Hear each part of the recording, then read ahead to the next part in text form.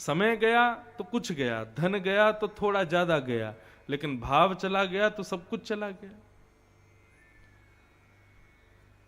ठाकुर जी को बड़ी पीड़ा होती थी कि ये सब ब्रजवासी मेरे होते हुए इंद्र की पूजा करते हैं। इंद्र की पूजा से ठाकुर जी को कोई दिक्कत नहीं थी, लेकिन इंद्र भाव की कदर करना नहीं जानता है। इसलिए भैया, जब हम असद व्यक्ति की सेवा करते हैं, असद व्यक्ति से प्रेम करते हैं या असद देवताओं को पूजते हैं, ठाकुर जी को बड़ी पीड़ा होती है।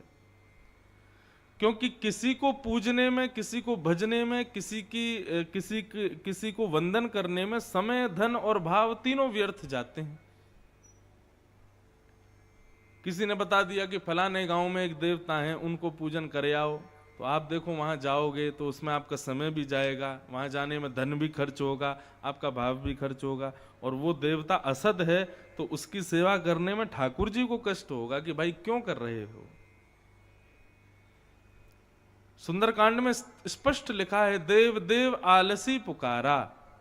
जो ज्यादा देवताओं के भरोसे पड़ा रहता है, स्वयं कर्तव्य और कर्म पर विश्वास नहीं करता, केवल देवता सहायक बनेंगे, हनुमान जी पर चोला चढ़ा दो, अंबे मैया पे चुनरी चढ़ा दो, और वहां जाकर के ये कर आओ, गंगा जी में ये चढ़ाओ, वहां पेड़ पे ये बांध आओ, इन सब चीजों में ज्यादा पड़ना नहीं चाहिए।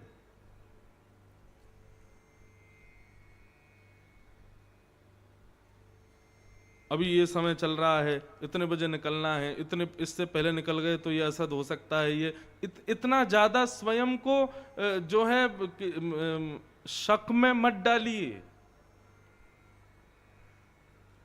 यात्रा करने जा रहे हो तो पहले गाड़ी की परिक्रमा लगाओ, उसके बाद नारियल फोड़ो, फिर निकलो, तभी यात्रा मंगलमय होगी। सब चीज हमारी बुद्धि में और मन में विद्यमान है।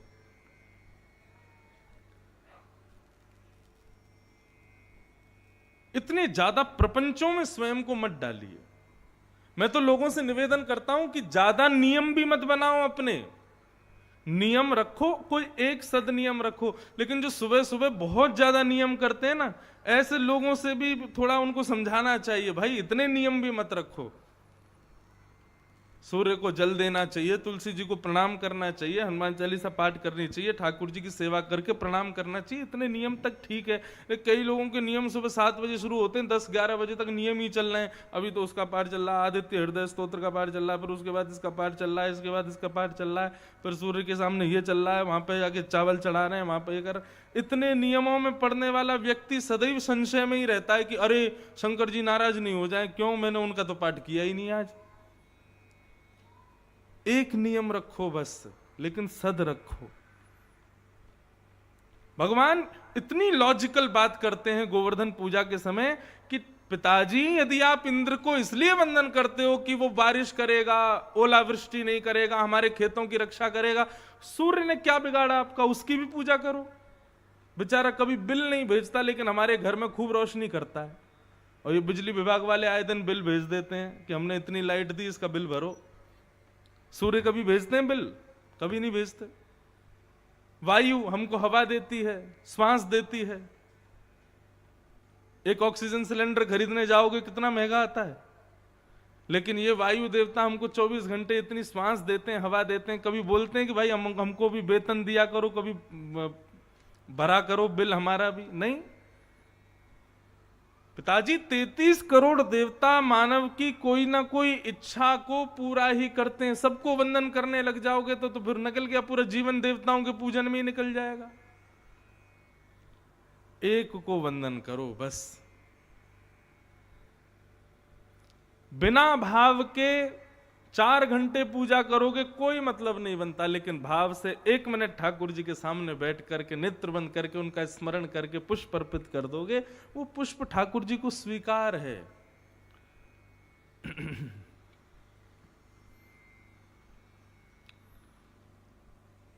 समझ में आई बात? ज्यादा प्रपंचों में और ज्यादा नियमों में नहीं रहना चाहिए। अति सर्वत्र वर्जयेत, हर चीज की अति बुरी होती है।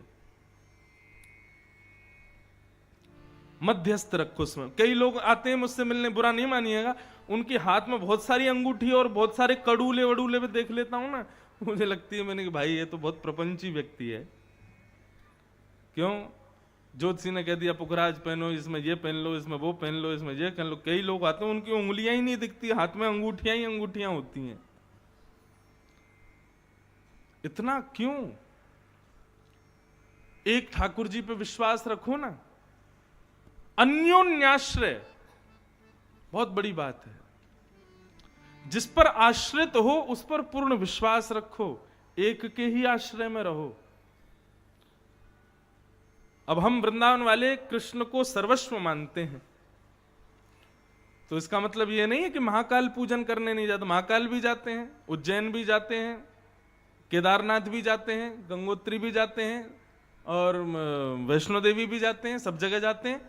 लेकिन हृदय में केवल एक ही है। कौन? श्याम सुंदर।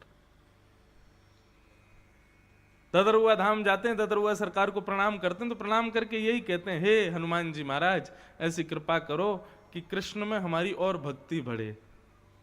हे महाकालेश्वर महादेव कृपा करो कि श्री कृष्ण में और प्रेम बढ़े। हे वैष्णो देवी जगदम्बा ऐसी कृपा करो कि श्री कृष्ण हमसे सदा प्रसन्न रहें। भक्ति ऐसी होनी चाहिए, एक के प्रति सर्व समर्पित। सबको खुश करने में लगे रहोगे तो फिर बच्चे कुछ नाराज होंगे, बोले उसको कर रहे हो तो हमको भी करो। इसलिए भैया केवल जड़ में पानी डालो, पत्तों में पानी मत डालो। पत्तों में पानी डालने से कुछ नहीं होगा, जड़ में पानी डालने से वृक्ष हरा भी होगा, पुष्पित भी होगा और फलित भी होगा। और वृक्ष कौन है? स्वयं नारायण। और वही नारायण ब्रज में गोवर्धन के रूप में विद्यमान है, और ब्रजवासियों ने उन्हीं गोवर्धन को वंदन किया, उन्हीं की पूजा की।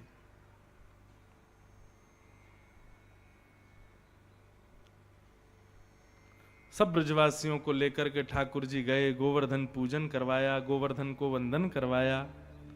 सब ब्रजवासियों ने परिक्रमा लगाई, मानसी गंगा में स्नान किए, 56 भोग सजाए। और 56 भोग सजाने के बाद में सबने प्रार्थना की तो 4 भुजा वाले श्री गोवर्धन नाथ प्रकट हो गए। श्री गोवर्धन नाथ की जय। सब ब्रजवासी इतने खुश हो गए, बोले लाला इंद्र की पूजा करते करते बुढ़े हो गए, लेकिन या इंद्र ने कभी दर्शन नहीं दियो।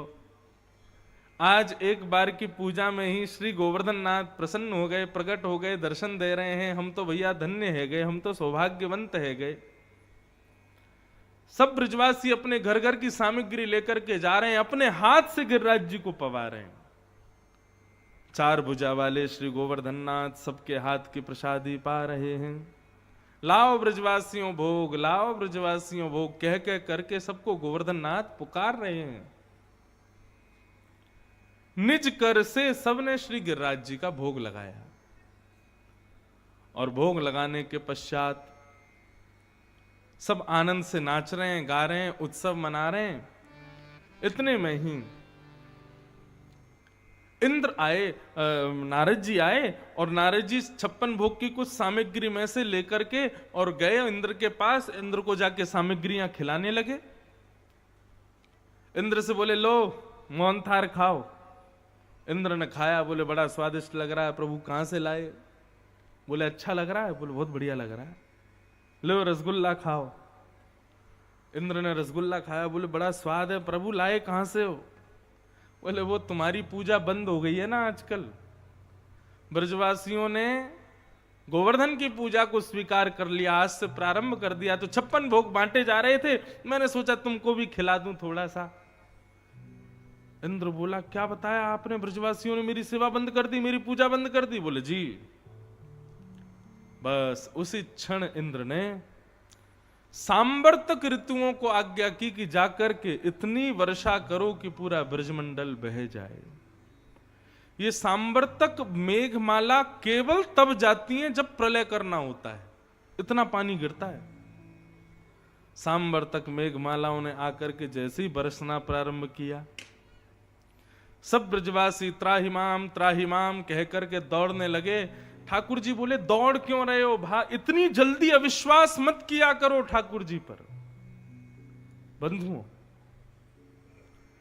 सब कुछ अच्छा रहे और उस अच्छाई में आप ठाकुर जी का भजन करो, वो आपकी भक्ति की पहचान नहीं है।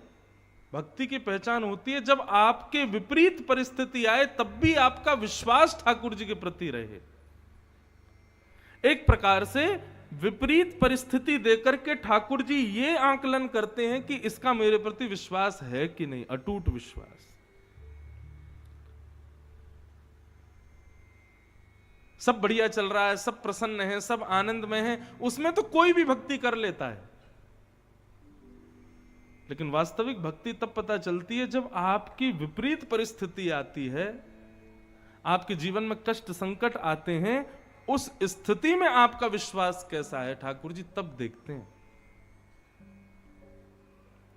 क्योंकि हम मानवों की स्थिति ऐसी है, जैसे ही विपरीत परिस्थिति आती है हम सबसे पहले अविश्वास भगवान के ऊपर करते हैं। ऐसा नहीं, सदैव एक रस रहो ठाकुर जी के प्रति, विश्वास को कभी टूटने मत दो। सब ब्रजवासी भागने लगे, दौड़ने लगे। भगवान बोले कि अरे अभी तुमने अपने हाथों से 56 भोग खिलाया, अभी तुमने इतनी सेवा पूजा की, और अब वर्षा होने पर, इंद्र के प्रकोप होने पर तुम सब लोग भाग रहे हो। क्यों भाग रहे हो? सब ब्रजवासी बोले अपनी जान बचाने को भाग रहे हैं। बोले अरे जिनकी शरण में आए हो उन पर विश्वास करो ना, वो रक्षा करेंगे आपकी।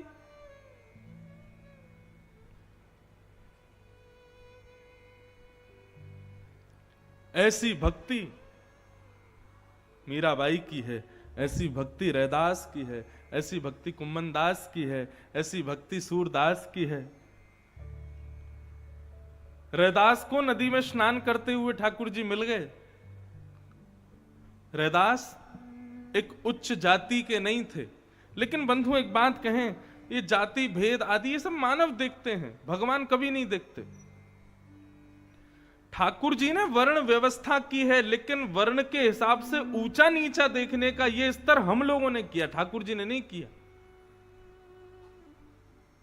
ये तो वही बात हो गई, आजकल स्कूल अगर आप देखेंगे तो स्कूल में एक क्लास के 3 सेक्शन होते हैं, A section, B section, C section. हम जब स्कूल में पढ़ते थे तो हमारे स्कूल में पता है क्या था?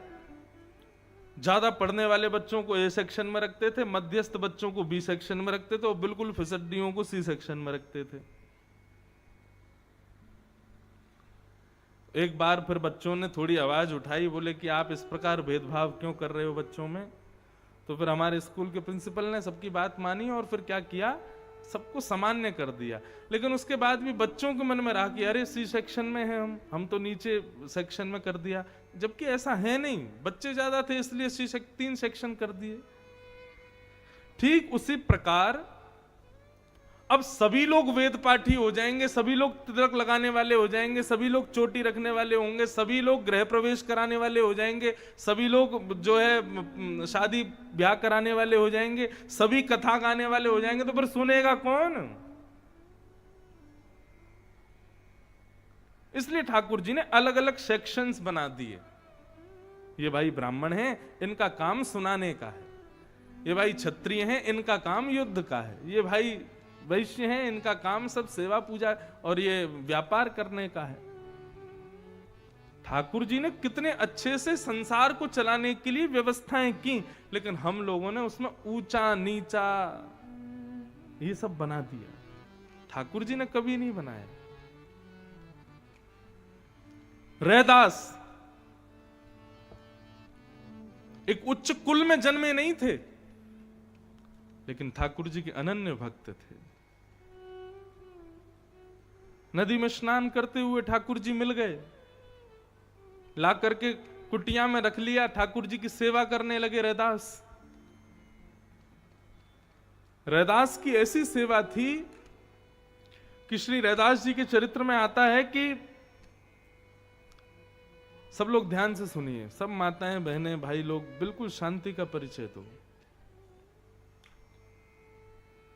रैदास इतनी अच्छी भक्ति करते थे ठाकुर जी की कि कभी रैदास जी का मन होता था कि पहले जब ठाकुर जी उनके पास नहीं थे तो जैसे ही उनका मन होता था जगन्नाथ भगवान की याद आ रही है, तुरंत बोरिया बिस्तर उठाते जगन्नाथपुरी चले जाते। फिर याद आ जाती वृंदावन की तो वृंदावन चले जाते, फिर याद आती अयोध्या की तो अयोध्या चले जाते। जहां का स्मरण उनको होता स्वच्छंद परिंदे की तरह इधर उधर घूमते रहते थे। लेकिन जब से ठाकुर जी घर में आ गए, अपनी कुटिया में अपने ठाकुर जी की सेवा करते, कहीं नहीं जाते। लेकिन मन इतना होता था कि मैं जगन्नाथपुरी जाऊं, मैं द्वारिका जाऊं, बद्रीनाथ जाऊं, वृंदावन जाऊं। लेकिन कैसे जाऊं? ठाकुर जी को लेके जाऊंगा तो रास्ते में कहां खिलाऊंगा, और नहीं लेके जाऊंगा तो फिर यहां अकेले कैसे रहेंगे। तो रैदास ने पता है क्या किया? अपनी कुटिया में ही चारों धाम सोच लिए।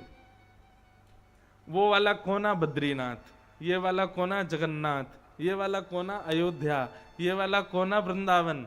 और जैसे ही पूजा करते और मन होता ठाकुर जी आज जगन्नाथपुरी जाने का मन हो रहा है, तो ठाकुर जी की चौकी उठाते और एक कोने में धर देते। उसके ऊपर लिखा हुआ था उन्होंने जगन्नाथपुरी, और वहां ले जाके रख देते और बोलते अरे ठाकुर जी देखो क्या सुंदर समुद्र की लहर उठ रही है, क्या सुंदर ठाकुर जी की जगन्नाथ जी की ध्वजा उड़ रही है। नेत्र बंद करके सब विचार करने लगते थे।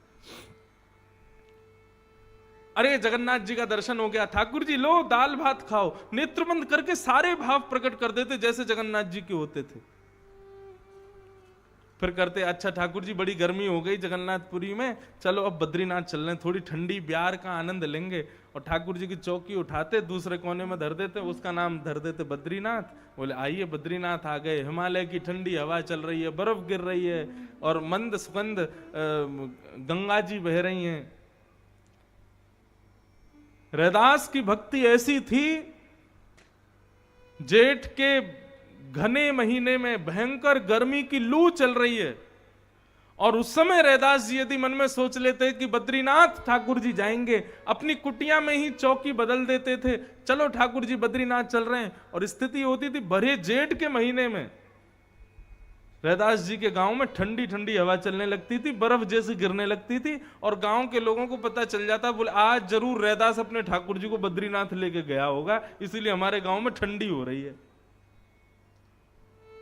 ऐसा भाव रैदास का। तीन बात हमेशा याद रखना, भगवत संबंध में विश्वास, संबंध और समर्पण।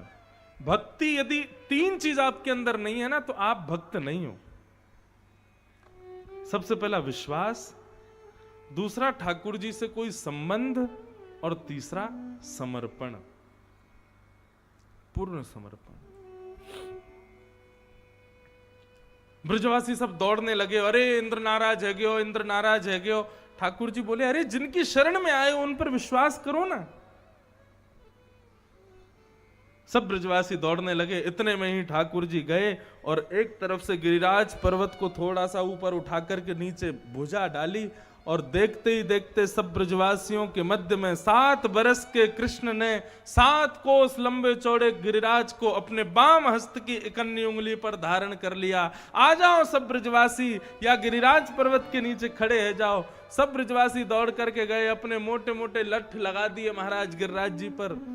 नख पर धार लियो गिरिराज नाम गिरधारी पायो है। ठाकुर जी ने अपने बाम हस्त की कन्नी उंगली पर श्री गिरिराज जी धारण कर लिए।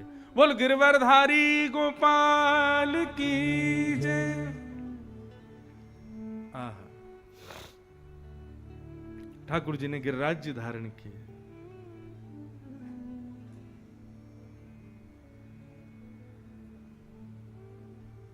सब ब्रजवासी खड़े हैं, अपने अपने डंडा लगा करके खड़े हैं। जैसे ही मानो गिरिराज जी उठाए, सबने आके अपने डंडा लगा लिए और सब बोले लाला तू चिंता मत करे, हम सबन ने अपने डंडा लगा लिए, तू अपनी उंगली नीचे कर ले। ठाकुर जी बोले तुम्हारे डंडा अंत कछु ना होगा, हटा लो इन्हें। ब्रजवासी बोले ज्यादा बात मत बनावे लाला, या नेक सीसी उंगली को ऊपर करके खड़ो है, चल या नीचे कर ले, हमारे डंडान पे खड़े हैं गिरिराज जी, तू नीचे कर ले। ठाकुर जी मुस्कुराने लगे, बोले इतने बड़े गिरिराज पर्वत तुम्हारे इन डंडान पर टिके हुए हैं? बोले तू क्या सोच रहा, तेरी उंगली पर टिक रहे हैं? बोले और नहीं तो क्या। ब्रजवासी बोले अब चल ज्यादा बात मत बनावे, उंगली नीचे कर ले। ठाकुर जी बोले देख लो हम नीचे कर लेंगे। बोले तू कर ले, ठीक है तो फिर आप लोग संभालो, हम अपनी उंगली हटा लेते हैं। बोले हटाओ। जैसे ही ठाकुर जी ने जरा सी अपनी उंगली ढीली की, इतने में ही विशाल। अच्छा एक बात बताएं, आप सब लोग गोवर्धन गए हो, गिरिराज पर्वत के दर्शन किए हैं। श्री गर्ग संहिता के अनुसार गिरिराज जी इतने छोटे नहीं थे जब ठाकुर जी ने उठाए थे। 7 कोस लंबे, 7 कोस चौड़े और 7 कोस ऊंचे। मतलब गिरिराज जी का यदि शिखर देखेंगे तो वे आकाश में होता था, शिखर का तो दर्शन ही नहीं होता था। ऐसा भी कह दिया जाए तो कोई अतिशयोक्ति नहीं कि गिरिराज जी के शिखर पर बर्फ ही जमी रहती थी, इतने बड़े थे गिरिराज जी। वो तो तिल भर रोज पृथ्वी में प्रवेश कर रहे हैं। इसलिए अब जो हमको दर्शन होता है ये गिरिराज जी का शिखर है। जो ठाकुर जी ने जब गिरिराज जी उठाए थे उस समय ये शिखर आकाश में था। इसीलिए तो ठाकुर जी गैया चराने गिरिराज जी पे जाते थे। अब आप लोग विचार करो, वृंदावन से 20-22 किलोमीटर है। अगर आज भी कोई व्यक्ति पैदल पैदल जाए तो गिरिराज जी जाके वापस आना एक दिन में, तो मतलब गए और तुरंत आए तो भी सुबह निकलोगे तो रात तक आ जाओगे। ठाकुर जी गैया चराने जाते थे। गैया चराने का मतलब है कि ठाकुर जी गिरिराज पर्वत पर जाके आराम करते थे, गैया चरती रहती थी और शाम होने से पहले ठाकुर जी वापस आ जाते थे और दोपहर भोजन करने के बाद जाते थे। इतनी जल्दी गिरिराज जी कैसे पहुंच जाते थे? फिर गिरिराज जी की चौड़ाई इतनी थी कि वो वृंदावन की सीमा का स्पर्श करती थी। यमुना जी बिल्कुल समीप ही गिरिराज जी के बहती थी जब ठाकुर जी थे उस समय पर। वो तो धीरे धीरे धीरे धीरे भीतर चलते चले गए, सारी चौड़ाई जो गिरिराज जी की थी वो पृथ्वी में समा गई। अब जो दर्शन होता है शिखर है गिरिराज जी का। जिस दिन गिरिराज जी दिखने बंद हो जाएंगे उसी दिन प्रलय घनघोर कलिकाल आ जाएगा। हम सब लोगों का सौभाग्य है कि हम लोग आगामी 100 वर्ष के अंदर अंदर हम सब निपटने वाले हैं। हम सब चले जाएंगे 100 साल के अंदर अंदर। हमारे बाद जो आने वाले हैं ना, बड़ी खतरनाक समय आने वाला है महाराज। कभी कभी मुझे लगता है कि हम बड़े सही समय में हमारा जन्म हो गया है, क्योंकि हमारे बाद जो वंश होगा, उसके बाद जो वंश होने वाला है, उस समय तक तो प्रचंड कलयुग आ जाएगा। कभी कभी मुझे बड़ी चिंता होती है कि हमारा बुढ़ापा बहुत खतरनाक जाने वाला है। क्यों? आजकल की स्थिति बड़ी विचित्र हो गई है। आज के बड़े बुजुर्ग कहते हैं अरे हम लोग जब छोटे थे तब इतने अच्छे व्यवहार होते थे लोगों का, इतना अच्छा स्वभाव होता था लोगों का। जितनी टेक्नोलॉजी हाई होती जा रही है, जितने ज्यादा हम लोग इंटरनेट और फोन के आदी होते जा रहे हैं, उससे लगता नहीं है कि आने वाले समय में संबंधों की कदर होगी। अभी नहीं बची। आदमी अपने माता पिता को तो भज नहीं पा रहा, संभाल नहीं पा रहा, भगवान को क्या भजेगा वो? जिसने जन्म दिया, जिसने पाला पोसा बड़ा किया, उन माता पिता की सेवा बालक, आज के बालक नहीं कर पा रहे, वो उस भगवान की सेवा कैसे कर लेंगे जिनको उन्होंने कभी देखा ही नहीं है? बहुत भयानक समय आने वाला है। इसलिए खुश हो जाइए कि आप सब लोग और मैं, हम सब लोग बड़े सही समय में हमारा जन्म हो गया है और सही समय में हम सब लोग निपट लेंगे। हमारे बाद जो पीढ़ियां आने वाली हैं, जन्म लेते ही बालक फोन ना चलाने लग जाए तो आप कहना।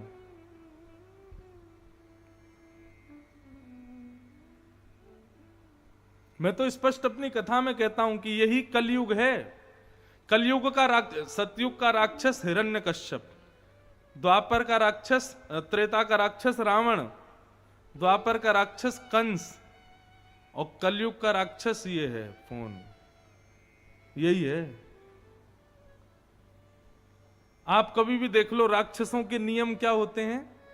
व्यक्ति को भगवान से दूर करना, व्यक्ति को परिवार से दूर करना।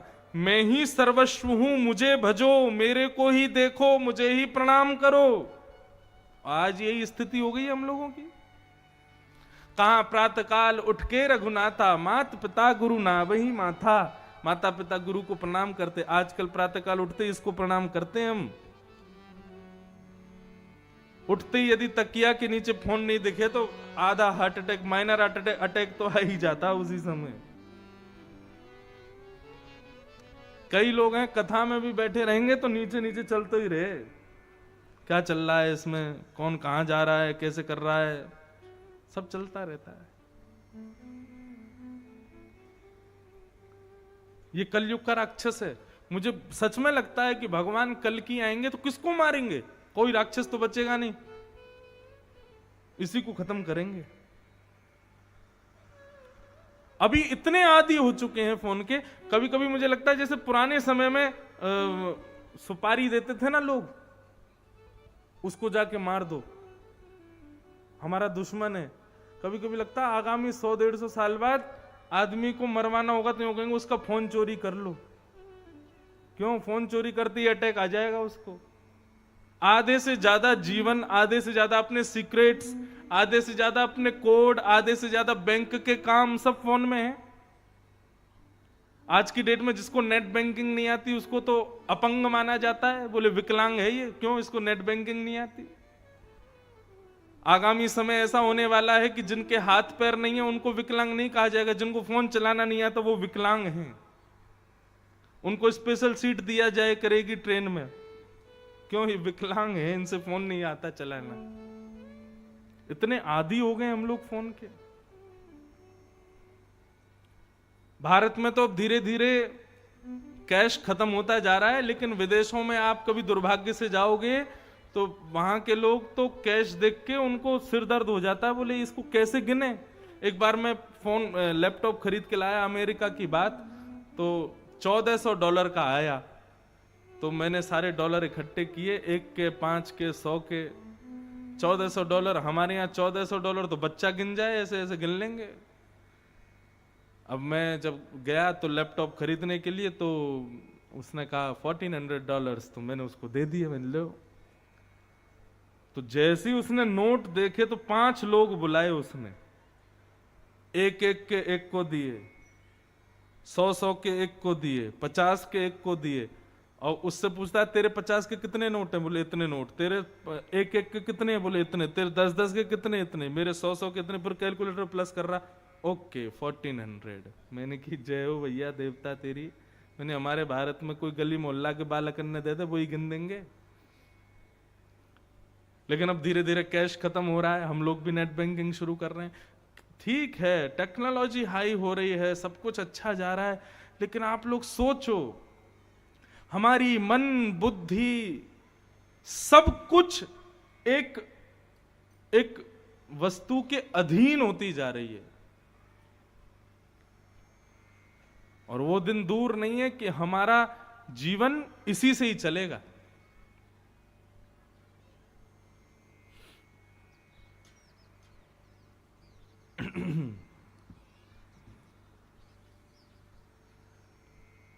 तो भगवान ने नख पर गिरिराज जी धारण किए। सब ब्रजवासी बोले लाला उंगली नीचे कर ले।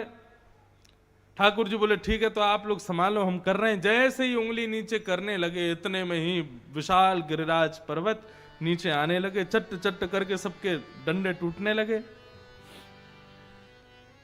सब ब्रजवासी बोले लाला संभाल संभाल संभाल। ठाकुर जी ने फिर से उंगली लगाई, गिरिराज जी संभल गए। अब सब ब्रजवासी बोले इतना बड़ा गिरिराज पर्वत, इतना विशाल गिरिराज पर्वत, हमारे मोटे मोटे डंडा टूट गए, यानी लाला ने अपनी पतरी सी उंगली पर उठाए लियो। अरे लाला, तो मैं इतनी शक्ति कहां से आई, तेने इतने बड़े गिरिराज जी कैसे उठाए? हमारे ब्रज में बड़ा प्रसिद्ध सब गाते हैं, कछु माखन को बल बढ़ो, कछु गोपन करी सहाय, श्री राधे जू की कृपा सो मैंने गिरिवर लियो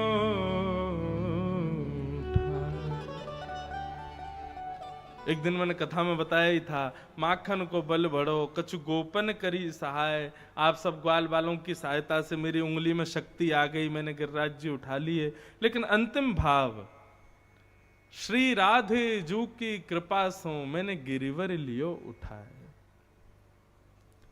श्री राधा रानी की कृपा दृष्टि है गई मुंह पे, वहां से मैंने गिरिराज जी उठा लिए। अब ये राधा रानी की कृपा दृष्टि कैसे भाई? ये सब ठाकुर जी की अंतरंग लीला है, गोपनीय लीला है, प्रकट लीला नहीं है। श्री किशोरी जी सन्मुख खड़ी है और उनकी रूप माधुरी को देख करके ठाकुर जी में इतना बल आ गया हो, इतना बल आ गया हो कि गिरिराज जी ऐसे उठा लिए जैसे रुई को फोआ उठा ले, और नक पर धार लियो गिरिराज नाम गिरधार। हम ब्रजवासी तो यूं के लाला ने गिरिराज जी थोड़ी उठाए हैं, वो तो किशोरी जी की सामर्थ्य भाई, किशोरी जी के रूप में इतना तेज हो कि वह तेज को देख करके ठाकुर जी को गिरिराज जी भी रुई के समान हल्के दिखाई पड़े और अपने नक पे उनने धारण कर लिए। वास्तविक गिरिवरधारी श्री राधा रानी है, श्री किशोरी जी हैं। ठाकुर जी तो केवल प्रदर्शन मात्र कर रहे हैं, उंगली पर उठा रहे हैं। लेकिन बंधुओं, एक आध्यात्मिक पक्ष सुनिए, बहुत ध्यान से सुनिएगा। गोवर्धन, गौ किसको कहते हैं? हमारी शरीर की 10 इंद्रियों को गो कहा जाता है। 10 इंद्रियां कौन कौन सी? आंख, नाक, जीभ, कान, त्वचा, ये 5 ज्ञानेंद्रिय। हाथ, पैर, मुख 2 गुप्तेंद्रिय, ये 5 कर्मेंद्रिय। इस प्रकार इस समूह को कहते हैं 10 इंद्रिय, और इसी 10 इंद्रिय के समूह को कहते हैं गो। और इन 10 इंद्रियों का कृष्ण भक्ति में जो वर्धन करता है उसका नाम है गोवर्धन। आप लोग गिरिराज जी जाते हो परिक्रमा लगाने के लिए, किस भाव से जाते हो? हमारे खेत में बढ़िया फसल है जाए, या बेटा को बढ़िया ब्याह है जाए, या किसी भी कामना से जाते हो। वास्तव में आप अन्य अन्य किसी भी कामना से यदि गिरिराज जी जा रहे हो तो व्यर्थ जा रहे हो। गिरिराज जी जाने का मूल उद्देश्य क्या है? मूल उद्देश्य यह है कि हे गिरिराज बाबा, मोकू आपके दर्शन करवे में तो बड़ा सुख मिले, लेकिन मोकू आपकी कथा सुनने में आनंद ना आवे, तो हे गिरिराज जी ऐसी कृपा करो, मैं परिक्रमा लगा रहा हूं, मेरे इन कानन की आपकी भक्ति सुनवे की इच्छा प्रकट है जाए, या इच्छा से मैं आपकी परिक्रमा लगा रहा हूं। मतलब हमारे यहां रसिकाचार्य कहते हैं, जिस इंद्रिय से आप ठाकुर जी को नहीं भज पाते हो, उस इंद्रिय को केंद्र में लेकर के यदि परिक्रमा लगाई जाए, परिक्रमा पूर्ण होते होते उसी इंद्रिय से आप कृष्ण के प्रति और भक्ति में समर्पित हो जाओगे। नहीं आई बात समझ में? अब कई लोग हैं, उनको प्रसाद पाने में बहुत सुख मिलता है, बाकी कथा सुनने में उनको कोई आनंद नहीं आता, दर्शन करने में उनको कोई आनंद नहीं आता, परिक्रमा लगाने में उनको कोई आनंद नहीं आता। लेकिन कहीं पता चल जाए कि प्रसाद बट रहा है ठाकुर जी का, सोई भागेंगे हाथ आगे करके, बोले नहीं ठाकुर जी को प्रसाद पानो है, ठाकुर जी को प्रसाद चाहिए। तो प्रसाद में तो सुख है, लेकिन कथा में नहीं है, दर्शन में नहीं है। तो ऐसे लोगों को गिरिराज जी की परिक्रमा करनी चाहिए कि हे गिरिराज बाबा, हमारे आंखन को इतना प्रेम प्रदान करो कि इनसे दर्शन में भी सुख मिले, हमारे कानन को इतनी शक्ति प्रदान करो कि कहीं कथा हो तो इनकी सुनवे की इच्छा होवे। वे गोवर्धन हैं, इंद्रियों का वर्धन करते हैं कृष्ण भक्ति में। एक बात स्पष्ट कर दें, आप ठाकुर जी की यदि कोई एक इंद्रिय से भक्ति करते हो और अन्य इंद्रियों से नहीं करते, तो जिस इंद्रिय से भक्ति नहीं करते हैं उसी इंद्रिय से पाप करने लग जाओगे। यह स्पष्ट है।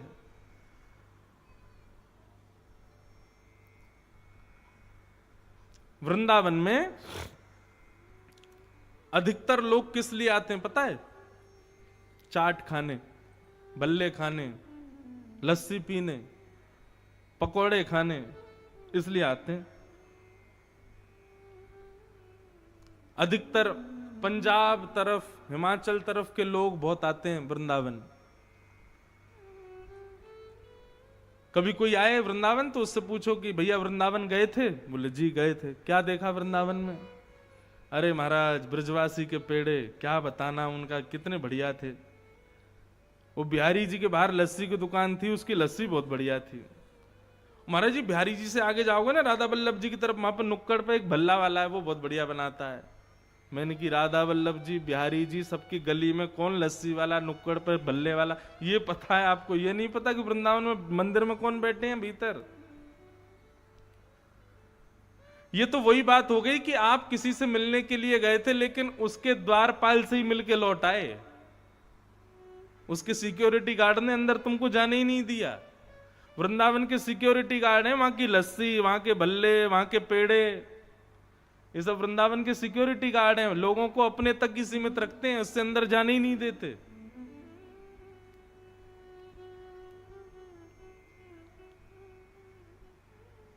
अपनी प्रत्येक इंद्रिय से भक्ति करो।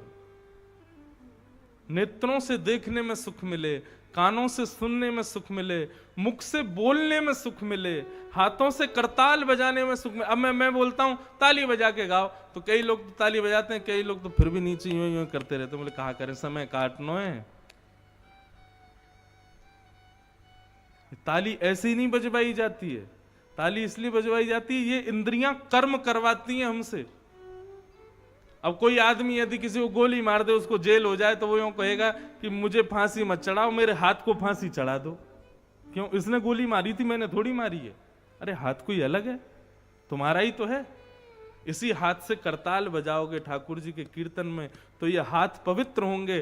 कल को इन हाथों से जब कर्म करने जाओगे तो ये हाथ सत्कर्म ही करेंगे, क्योंकि ठाकुर जी की भक्ति में इनसे करताल बजी है। क्यों कहा जाता है परिक्रमा लगाओ, ठाकुर जी की कथा में नृत्य करो? पैरों से नृत्य करोगे, परिक्रमा लगाओगे, तो ये पैर कभी असद मार्ग पर लेकर के नहीं जाएंगे, भक्त बन जाएंगे ये पैर भी। अरे बड़ी सूक्ष्म बात है, कहां तक इसको समझाऊं मैं। प्रत्येक इंद्रिय से भजन करो ठाकुर जी का, और जिस इंद्रिय से भजन नहीं होता है उसी इंद्रिय के लिए गोवर्धन जाओ। हे गिरिराज जी, हमारी इस इंद्रिय को भगवत भक्ति में श्रेष्ठ करो। परिक्रमा लगा के, जैसी परिक्रमा पूर्ण होने वाली होगी ना, तब तक आप अनुभव करोगे आप उसी इंद्रिय से ठाकुर जी को भजने लगोगे। ऐसे हैं श्री गोवर्धन, इसलिए उनका नाम है गो, यानी इंद्रियां। उसका कृष्ण भक्ति में जो वर्धन करे वो गोवर्धन। गोवर्धन की परिक्रमा की प्रथा इसलिए नहीं है कि हमारी मनोकामना पूरी हो, बल्कि इसलिए हमारी इंद्रियां ठाकुर जी की हो जाएं, इसलिए गोवर्धन की परिक्रमा है। बंधुओं, आज की कथा ज्ञान, वैराग्य आदि आदि सब चीजों से कल तक सब हो गया। अब आज से तो प्रेम भक्ति की कथा और प्रेम की चर्चा सबको समझ में नहीं आती है, इसलिए बहुत ध्यान से सुनिएगा। ठाकुर जी की भक्ति करना सब जानते हैं, पूजा करना सब जानते हैं, सेवा करना सब जानते हैं, लेकिन ठाकुर जी से प्रेम हर कोई नहीं कर पाता। इसलिए हमारे नाना जी तो निवेदन करते थे कि लाला ये प्रेम की चर्चा ठाकुर जी की सब जगह कहने को विषय ना है, इसका केवल स्पर्श मात्र किया करो, क्योंकि सब योग्य नहीं होते उसके।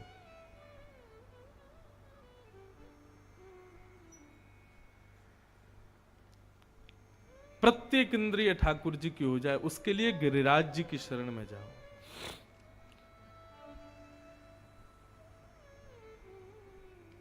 ठाकुर जी ने गिरिराज जी 7 दिन 7 रात्रि पर्यंत अपने नख पर धारण करके रखे।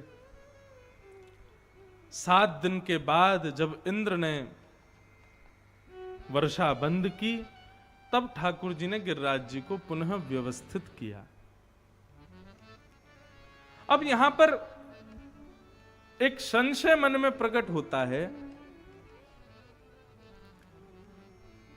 कर्तुम अकर्तुम अन्यथा कर्तुम समर्थ ईश्वर। ईश्वर कौन? जो कोई ना कर सके वह भी जो कर दे वो ईश्वर है, और जो सब करते हैं उसको भी ना करे वो ईश्वर है। कर्तुम अकर्तुम अन्यथा कर्तुम समर्थ ईश्वर है। भगवान चाहते तो गिरिराज जी उठाए थे। उसके बाद भ्रगुटी टेढ़ी करके यदि इंद्र की ओर देख लेते तो इंद्र की मजाल नहीं थी कि वो वर्षा कर दे। इंद्र ने 7 दिन तक वर्षा नहीं की है। इंद्र ने वर्षा रोकी कब? भगवान के क्रोध करने पर भी इंद्र ने वर्षा नहीं रोकी। इंद्र ने वर्षा तब रोकी जब इंद्र ने देखा कि मेरा तो भंडार ही खत्म हो गया, जल ही नहीं बचा है, तब इंद्र ने वर्षा रोकी है। इसका मतलब ठाकुर जी ने ना तो इंद्र को रोका, ना तो इंद्र पर गुस्सा किया, ना ही एक बार भी संकेत किया अरे इंद्र तू पूरे ब्रजमंडल को बहाने का प्रयास कर रहा, रोक दे नहीं तो तेरी खैर नहीं है। ठाकुर जी ने कुछ नहीं कहा इंद्र को। क्यों?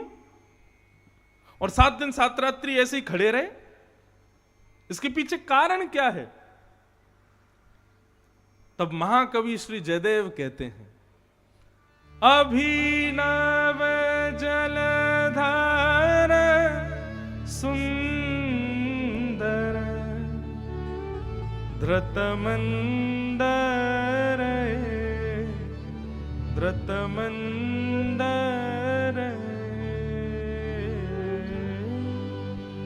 श्रीमुख चंद्र चकोर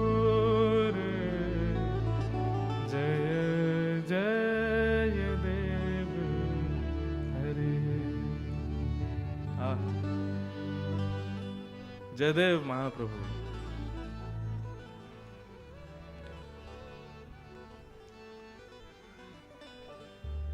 कई बार ऐसा होता है, कहीं कहीं स्थान पर हम जाते हैं, वहां का माहौल इतना अच्छा होता है कि उस माहौल की वजह से मन करता है कि हमारा जो जाने का समय है वो थोड़ा और बढ़ जाए। चाहे आप किसी के विवाह में गए हो, किसी के घर गए हो, किसी व्यक्ति से मिलने गए हो, किसी स्थान पर गए हो, तो वहां पर कई बार ऐसा मन करता है अरे शाम क्यों हो रही है, अरे इतनी जल्दी समय क्यों जा रहा है, हमको थोड़ी देर और बैठना है, यहां से जाने का समय ही नहीं आवे, अरे भाई ट्रेन का समय क्यों हो रहा है, लेट क्यों नहीं हो रही है, फ्लाइट का समय क्यों हो रहा है, लेट क्यों नहीं हो, ऐसा होता है कई बार। तो ठीक वैसे ही जब ठाकुर जी ने गिरिराज पर्वत धारण किए तो सामने श्री राधा रानी आकर के खड़ी हो गई, और जैसे ही राधा रानी आके खड़ी भई, उनके सुकोमल मुखमंडल को देख करके ठाकुर जी इतने आनंदित हो गए कि खड़े ही रहे। मन में ये भाव भी नहीं आया कि मैं इंद्र को कह दूं कि भैया तू वर्षा बंद कर दे, ताकि वर्षा बंद हो जाएगी तो मैं गिरिराज जी नीचे धरूं, हाथ में कष्ट है। रहो बोले नहीं, ये वर्षा चलती रहे, अनवरत में ऐसे ही खड़ा रहूं। क्यों? क्योंकि सामने श्री राधा रानी खड़ी हैं, इनको देखने का, इनके दर्शन का अवसर मिल रहा है, ये अवसर कहीं चला नहीं जाए। इस दिन 7 दिन 7 रात्रि पर्यंत ठाकुर जी गिरिराज जी धारण करके रखे। जयदेव महाप्रभु कहते हैं, राधा मुख चंद्र चकोर जय जय देव हरे।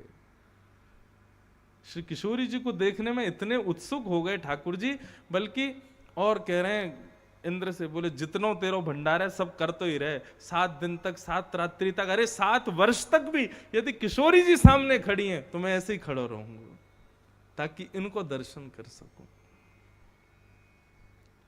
अपलक नेत्रों से श्री किशोरी जी को देखने के इच्छुक हैं, इसलिए ठाकुर जी ऐसे खड़े।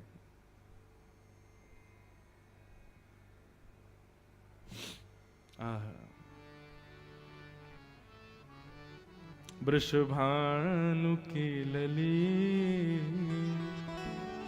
सांवरियों से नेहरा लगा के चली, हरि वृषभानु की लली सांवरियों से नेहरा लगा के चली, हरि वृषभानु की लली सांवरियों से नेहरा लगा के चली, हरि वृषभानु की लली सांवरियों से नेहरा लगा के चली। अरे हाँ, सांवरियों से नेहरा लगा के चली, सांवरियों से नेहरा लगा के चली, हरि वृषभानु की लली सांवरिया स्नेहरा लगा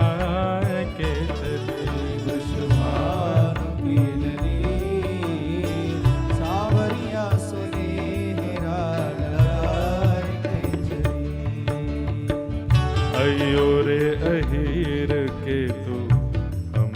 गली अयो रे अहीर के तू अमरी गली चंदन छिड़कूं लाला तेरी पगड़ी। अरे हाँ चंदन छिड़कूं लाला तेरी पगड़ी। अरे वृषभानु की लली सांवरिया स्नेहरा लगा के चली। अरे वृषभानु की लली सांवरिया स्नेहरा लगाए के चली। अरे हाँ सांवरिया स्नेहरा लगा के चली। सांवरिया स्नेहरा लगाए के चली। तो ये वृंदावन रस की चर्चा है कि ठाकुर जी ने 7 दिन 7 रात्रि गिरिराज जी यामारे उठाए, क्योंकि सामने किशोरी जी खड़ी हैं। अगर इंद्र ने वर्षा बंद कर दी, मैंने गिरिराज जी नीचे धर दिए, तो फिर किशोरी जी चली जाएंगी, इनके दर्शन का सुख मुझे नहीं मिलेगा। इसलिए किशोरी जी कहीं जामे भी ना, गिरिराज जी नीचे धरने भी ना पड़े यामारे। 7 दिन तक ठाकुर जी ने भी इंद्र को नहीं कहा कि भाई वर्षा बंद कर दे, चलन दे। किशोरी जी सामने खड़ी हैं, इनके दर्शन करते रहेंगे और गिरिराज पर्वत धारण करके खड़े हैं। बड़े इतने इतने भाव हैं गिरिराज पर्वत धारण के, उन्हीं पे ही पूरे प्रसंग हो जाएंगे। ठाकुर जी ने गिरिराज जी धारण किए, 7 दिन बाद व्यवस्थित करके अपने सुव्यवस्थित स्थान पर उनको विराजमान कर दिया। इंद्र ने आकर के भगवान से क्षमा मांगी और क्षमा मांगते हुए भगवान से कहा कि प्रभु आप मेरे भगवान हो, आप मेरे पिता हो, गुरु हो, मुझे दंड दीजिए। माता पिता और गुरुजनों को चाहिए, बहुत ध्यान से सुनिए सब लोग,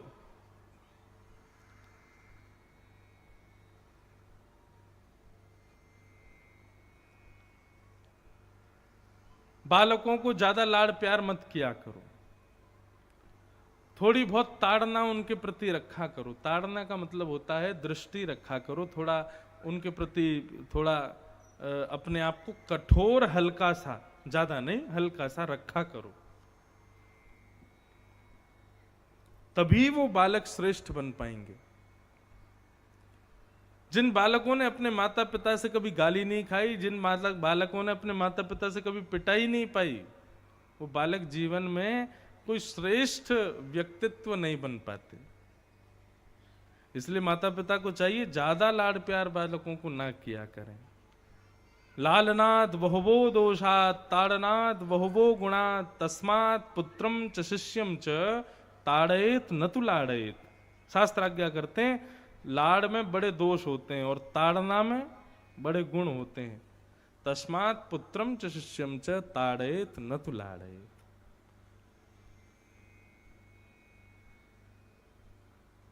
भगवान से वही कहते हैं, इंद्र आप चाहें तो मुझे मार दीजिए, आप चाहें तो मुझे कष्ट दंड दीजिए, आप चाहें तो मुझसे किसी भी प्रकार से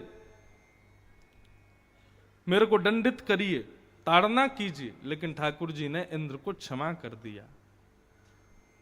इंद्र ने स्तुति गाई, भगवान ने क्षमा कर दिया। आगे ठाकुर जी के गायों ने अभिषेक किया और भगवान का नाम गोपाल गोविंद रखा।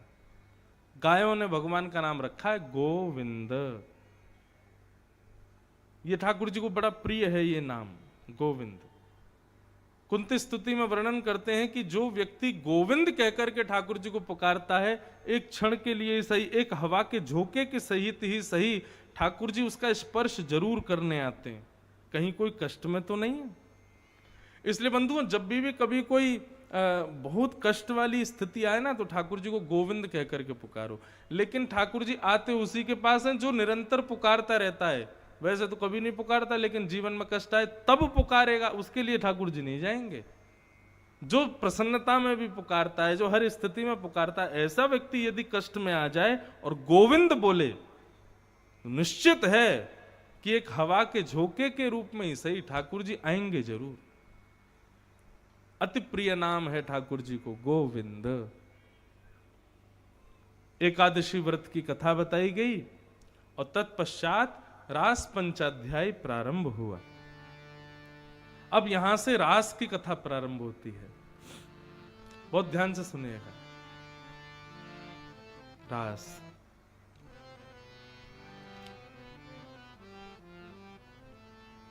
भगवान पिता रात्रि शरदोत्फुल्ल मल्लिका विक्षरन्तुं मनश्चक्रे योगमायामुपाश्रित।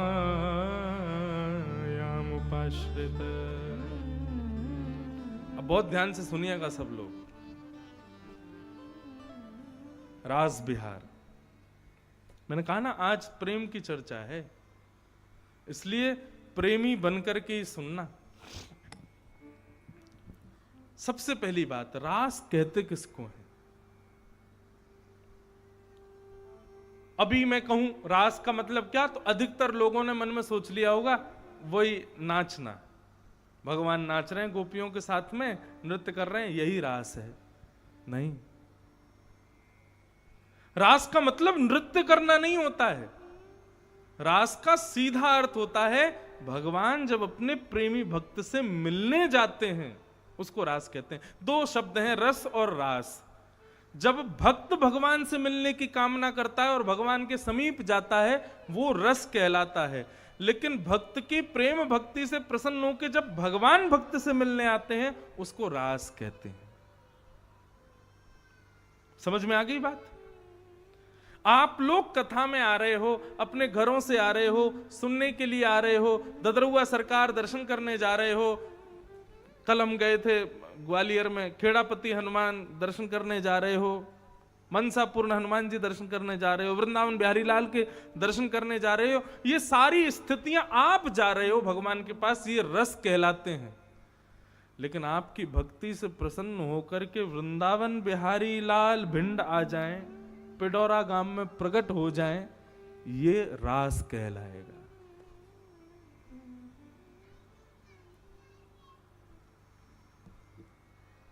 रास हुआ है। लोग कहते हैं हमारे, अब यहां ददरुआ धाम में पूज्य हनुमान जी विराजमान है, आज महाराज जी भी पधारे हैं वहीं से। हनुमान जी किसी ने आके विराजमान तो किए नहीं, जरूर निश्चित ही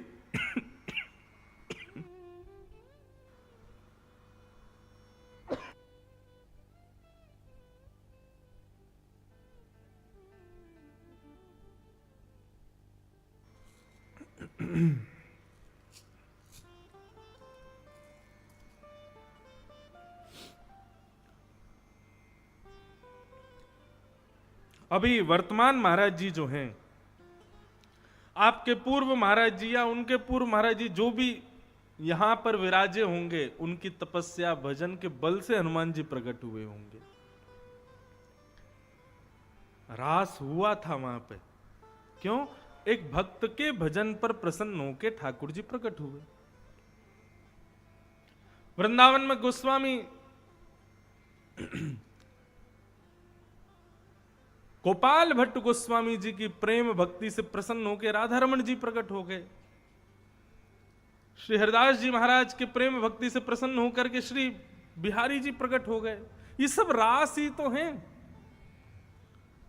रस और रास में केवल इतना अंतर है।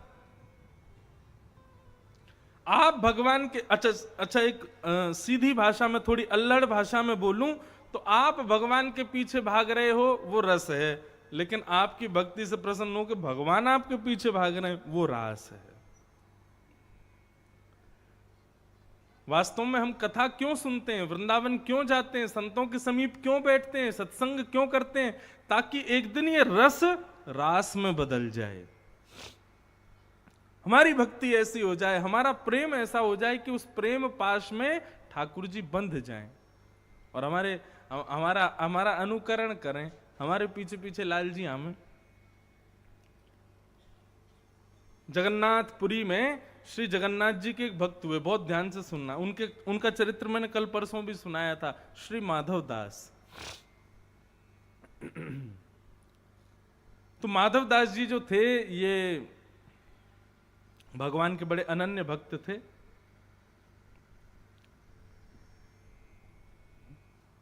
रास किसको कहते हैं ये बता रहे हैं। तो जगन्नाथ जी के दर्शन करने के लिए गए और जगन्नाथ जी से बोले, हे जगन्नाथ महाप्रभु, मैं आपसे आज्ञा लेने आया हूं कि मैं अब वृंदावन दर्शन करने के लिए जा रहा हूं। बहुत ध्यान से सुनिएगा। तो जगन्नाथ जी उनके अंतःकरण में प्रेरणा से बात करते थे। तो जगन्नाथ जी ने अंदर अंदर प्रति उत्तर दिया, बोले क्यों जा रहे हो, तुमको पता नहीं है हम तुमको देखे बिना रह नहीं पाते हैं। भक्त भगवान को देखे बिना नहीं रह पाता, ऐसा ही नहीं है, भगवान भी बिना भक्तों को देखे रह नहीं पाते, उनको भी अपने भक्तों का दर्शन चाहिए। जगन्नाथ जी बोले हमको भी लेके चलो, हमको भी अपने साथ वृंदावन ले चलो। माधवदास जी बोले देखो, हम तो कहीं भी खाने वाले, कहीं भी रहने वाले, कहीं भी पी लेते हैं, कहीं भी सो जाते हैं, कहीं भी अपना गुजर बसर कर लेते हैं, ऐसे अपनी पूरी यात्रा निकालने वाले हम हैं। आप हमारी तरह नहीं रह पाओगे। आपको तो 8 बार तो भोग लगता है दिन में, वृंदावन में भगवान को भोग लगता 8 बार। कैसे कैसे भोग लगेगा? सुबह उठते ही मंगल भोग, उठते ही ठाकुर जी को दूध और लड्डू का भोग लगाया जाता है। मंगल भोग के बाद में फिर आएगा ठाकुर जी का बाल भोग, जिसको नाश्ता कहते हैं। फिर बाल भोग के बाद में आएगा श्रृंगार भोग, श्रृंगार के बाद श्रृंगार भोग आ जाएगा। श्रृंगार के बाद फिर आएगा श्रम भोग। अच्छा, श्रम भोग के बारे में आप सुनेंगे तो इतना आनंद आएगा। ये श्रम भोग क्यों लगता है ठाकुर जी को? बोले कि पुजारी जी ने ठाकुर जी का श्रृंगार किया ना, गले में माला पहनाई, हाथों में बाजूबंद पहनाए, सिर पर मुकुट पहनाया, तो ठाकुर जी थक गए श्रृंगार कराने में। इसलिए श्रृंगार कराने में थक गए तो थकान का भोग आता है ठाकुर जी को। अरे मैंने कि भाई ये बढ़िया है, 8 बार भोग लगाते हैं ठाकुर जी। माधवदास जी बोले आप हमारे साथ नहीं जा पाओगे, आपको 8 बार भोजन चाहिए होता है, और रास्ते में कहां आपके लिए भोजन लेके आऊंगा, कहां रोटी लाऊंगा, कहां आपकी व्यवस्था करूंगा।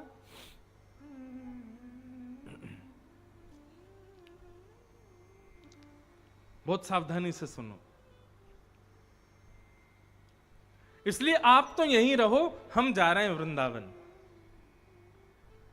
माधवदास जी जैसे वृंदावन के लिए निकले तो माधवदास जी को ज्यादा भूख प्यास लगती नहीं थी, सहज रहते थे, सरल रहते थे माधवदास जी। चलते चलते शाम हो गई, एक नगर में पहुंचे, गांव में पहुंचे। गांव में पहुंचते ही वृक्ष के नीचे बैठे थे माधवदास जी और विचार कर रहे थे, भैया कोई भक्त मिलेगा, कोई आता जाता दिखेगा तो उससे कुछ एक आध रोटी मांग लेंगे, खा लेंगे, अपना बसर करेंगे। लेकिन थोड़ी बहुत देर बाद ही माधवदास जी को इतनी जोर की भूख लगी, इतने व्याकुल हो गए कि महाराज उनकी इच्छा होवे कहीं से भी फल मिले, कोई पत्ता मिले, कुछ तो मिले, मुझे भूख लगी है, खाना है। और माधवदास जी चिंता करें, इतनी जोर की भूख तो मुझे कभी नहीं लगती, आज इतनी जोर से भूख क्यों लगी है? माधवदास जी व्याकुल हो गए, मरता क्या नहीं करता। गांव में पहुंच गए, गांव में जाके और ढूंढने लगे, भाई कोई ऐसा वैष्णव भक्त मिले जिसके यहां जाके 2 रोटी तो खाऊं मैं, इतनी तेज भूख क्यों लगी आज। तभी एक बूढ़ी माता जी के घर में प्रवेश किया, उनसे कहा मैया हम जगन्नाथपुरी से आए हैं, वृंदावन जा रहे हैं, बड़ी जोर की भूख लगी है, आप थोड़ी रोटी खिला दोगी? मैया बोली हाँ बैठो, हम खिलाते हैं अभी।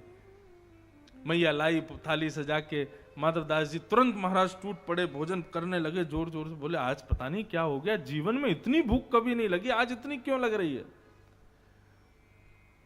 मैया पंखा जलते जलते बोली बाबा आप बड़े निर्दयी हो। माधवदास जी बोले ऐसा क्यों कह रही हो मैया? अरे नहीं बाबा आप बड़े निर्दयी हो, इतना सुंदर, इतना सुकोमल, इतना प्यारा संग में बालक लेके घूम रहे हो, उसको भोजन नहीं करा रहे हो, अकेले अकेले ठूस रहे हो। माधवदास जी बोले कौन बालक? बोले तुम्हारे बगल में जो बैठा है, देखो इसकी आंखें कितनी प्यारी, इसके गाल कितने प्यारे, छोटा सा बालक। अरे मुझे तो दया आ रही है, इसकी माँ ने इसको कैसे दे दिया होगा आपको, और आप इतने निर्दयी अकेले पूरी थाली खा रहे हो, उससे पूछ भी नहीं रहे हो। अरे बेचारा वो भी भूखा, तेरा उसको भी खिलाओ। माधवदास जी रुक गए, बोले मैया कौन सा बालक, यहाँ कोई नहीं बैठा। अरे तुम्हारे बगल में बैठा बाबा, आंखन ने खोल के देखो, इतनी रोटी में बावले हो गए, बालक नहीं दिखाई दे रहा है। माधवदास जी समझ गए, बोले ये कोई बालक फालक नहीं, जगन्नाथ जी संग में आ गए मेरे। और अब पता चली मुझे भूख इतनी तेज क्यों लग रही थी, बोले ये संग में चल रहे हैं। तब माधवदास जी ने प्रणाम किया, बोले जय जय, मैंने मना किया था ना आप मत चलो साथ में, रास्ता बड़ा दुर्गम है, कहां रोटी खाओगे, कहां सोओगे, कैसे गुजर बसर करोगे, आप मानते नहीं हो, चले आए साथ में। और माधवदास जी को दिख नहीं रहे थे ठाकुर जी, बस चलते चलते माधवदास जी को अनुभव होता था कि कोई कंधे पर बैठा है, थोड़ा भार जैसा लगता था। अब जहां कहीं भी रुकते, बेर मिलते, फल मिलते, कोई भोजन देता, तो पहले उसको थोड़ी देर किनारे रखते, आंख बंद करके बैठे रहते, ये भाव रखते कि जगन्नाथ जी पहले भोग लगा लें फिर मैं खाऊंगा। वृंदावन पहुंचे। वृंदावन जैसे पहुंचे तो बिहारी जी का दर्शन करने के लिए गए, तो पता चला कि अभी बिहारी जी श्रृंगार करा रहे हैं अपना। माधवदास जी एक भक्त के यहाँ गए, भक्त के यहाँ से बहुत सारे चने इकट्ठे कर लिए, और चने इकट्ठे करके जमुना जी के किनारे बैठ गए, और जमुना जी के किनारे जाकर के एक आसन बिछाया, आसन पर भाव रखा, जगन्नाथ जी बैठे हैं, और सामने पात्र में चने रख दिए, और चने रख के कहा ठाकुर जी आज अब भोजन अभी तक तो मिला नहीं है, इसी का भोग लगाओ, बिहारी जी की राजभोग हो जाएगी तब कुछ पाएंगे। भोग आदि लगा के चना वना खा करके जैसे ही माधवदास जी बिहारी जी का दर्शन करने के लिए गए, तो स्वामी श्री हरिदास जी महाराज भीतर से निकल के आए, और भीतर से निकल के आके बोले तुम माधवदास हो क्या? माधवदास जी आश्चर्य, आपको कैसे पता कि मैं माधवदास हूं? बोले अरे आज तेने बड़ो बड़ो कियो। माधवदास जी बोले मैंने क्या कर दिया? बोले हमने ठाकुर जी के सामने पूड़ी कचौड़ी बेड़ई सब्जी और जलेबी इमरती जाने कितने 56 भोग बना के धरे, लेकिन ठाकुर जी ने मुंह टेढ़ो कर लियो। बोले क्यों टेढ़ो कर लियो? बोले ठाकुर जी बोले अरे आ यहाँ माधवदास आयो है जगन्नाथपुरी थे, और यानी इतने सारे चना खवा दिए कि मेरो पेट भर गयो, अब मुकू कचू खावे की इच्छा ना है रे। माधवदास जी आश्चर्यचकित हो गए, बोले जय हो नाथ, मैं तो ऐसी सहज निवेदन करता ठाकुर जी स्वीकार कर लेते हैं।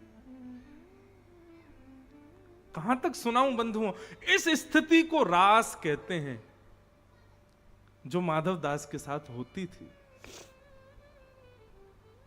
इसको रास कहते हैं। रास सुनने का विषय नहीं है, रास देखने का विषय नहीं है, रास करने का भी विषय नहीं है, रास अनुभूति का विषय है। और ये रास एक ना एक दिन होगा, जब भक्ति के पथ पर चलोगे आपको भी अनुभव होगा। ठाकुर जी बगल में ही बैठे हैं, अरे देखो मेरी आधी रोटी खा गए, मेरे संग तो होता है खूब। हम ग्वालियर में जहां रुके हैं तो वहां ऊपर किला है, नीचे ही घर है, तो जिस कमरे में हम रुके हैं वहां हमारे ठाकुर जी बैठे हैं, तो हम यहाँ कथा करने आते हैं, खिड़की खोल के आते हैं, ठाकुर जी को खिड़की के पास बैठा देते हैं। मैंने आप बढ़िया किला देखते रहो, वहीं बाहर हनुमान जी का मंदिर है, तो मन में भाव आता है कि श्री हनुमान जी ठाकुर जी को कंधा पे बैठा के पूरे ग्वालियर में घुमाते होंगे, ऐसा भाव करके आते हैं। तो शाम को जब हम जाते हैं तब तक ठंडी हवा चलने लगती है और खिड़की खुली रहती है। तो आज इसीलिए हमको जुकाम हो गया, क्योंकि हमारे ठाकुर जी को ठंडी लग गई है। ये रास है।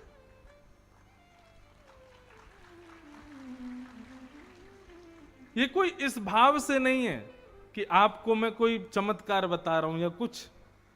जब आप अपने अर्चक के साथ प्रेम भक्ति से रहने लगोगे तो उस पर जो भाव आएगा वो आपको अपने अंदर अनुभव होने लगेगा।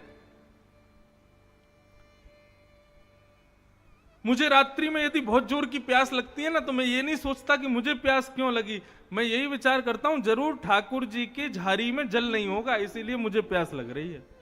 ये रास है। जब अर्चक अपने अर्चावतार के प्रति पूर्ण प्रेम समर्पित रखता है ना, तो जैसे प्रियसी यदि नाराज है, प्रियसी यदि दुखी है, बालक यदि दुखी है, माँ अपने आप दुखी हो जाती है। इसी प्रकार जब ठाकुर जी के प्रति कोई भाव आप रखते हो, उनके ऊपर आने वाली कोई भी क्रिया हो, वो आपको अपने अंदर अनुभव होने लगती है। इसी अनुभूति को रास कहते हैं।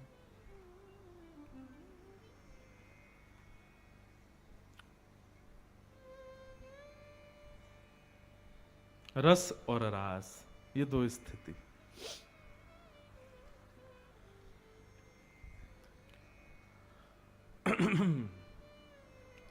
तो फिर प्रश्न उठता है, तो ये भगवान ने गोपियों के साथ जो नृत्य किया वो क्या है?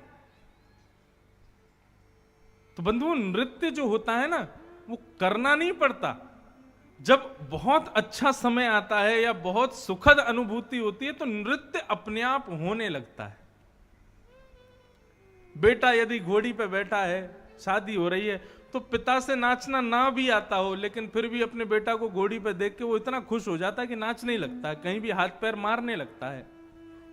ठीक उसी प्रकार आज श्याम सुंदर गोपियों से मिलने के लिए आए, तो गोपियां इतनी प्रसन्न हो गई, इतनी आनंदित हो गई कि आनंद में आकर के कुछ सूझा नहीं तो नाचने लगी।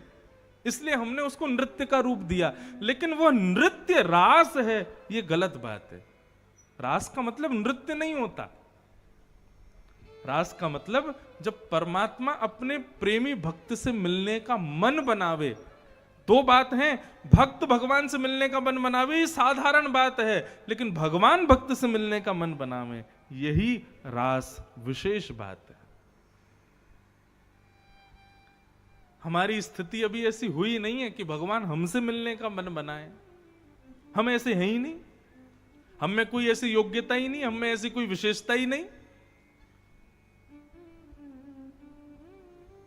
अपने आप को इतना योग्य उनके लिए नहीं बताओ कि कोई राजनेता तुमको बुलावे, कोई बहुत बड़ा मिनिस्टर तुमसे मिलने का मन बनावे। अपने आप को इसके योग्य बनाओ कि ठाकुर जी तुमसे मिलने का मन बनावे।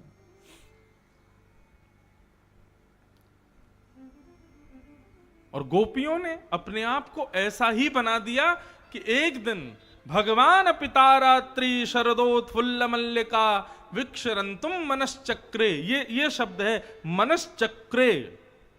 भगवान ने मन बनाया। अरे महाराज, इसके लिए तो देवता भी तरसते हैं कि भगवान हमसे मिलने का मन नहीं बनाते और इन गोपियों से मिलने के लिए मन बना रहे हैं, इन गोपियों से मिलने के लिए ठाकुर जी जा रहे हैं। मनश्चक्रे योग मायाम उपाश्रित। भगवान ने गोपियों के साथ रास करने का मन बनाया।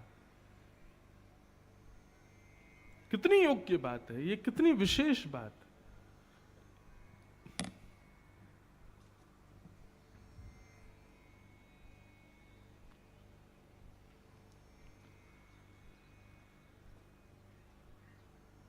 श्री कृष्ण गोविंद हरे मुरारे, हे नाथ नारायण वासुदेव।